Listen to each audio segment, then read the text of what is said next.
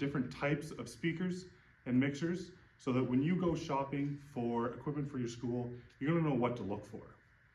One of the biggest things you need to think about is if you want passive or active speakers.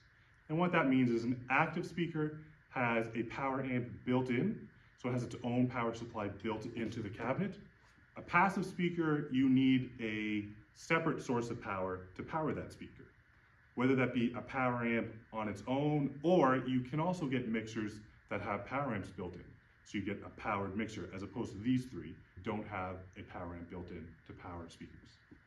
Obviously, all this equipment requires power of some sort, so just depending on where that power supply for the speaker is what you need to think about.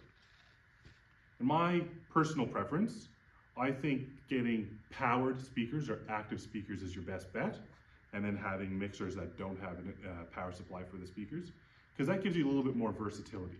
You can take any size set of speakers and use it with any mixer.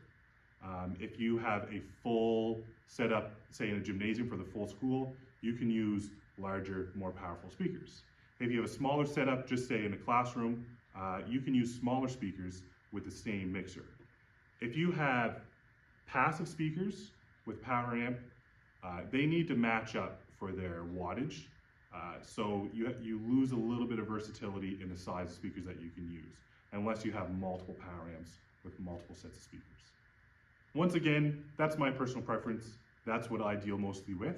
So that's what I prefer and what I generally recommend to people. Like I said, especially in a school setting, who are looking for versatility, because every setup is going to be a little different.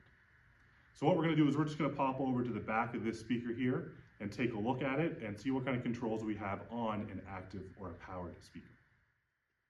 So this here is the back of our powered speaker. And if you look at the bottom here, you will see that there is a jack to plug in power, which we will plug in, as well as a power switch. So if I turn that on, we see that it is now getting power, that these lights are on.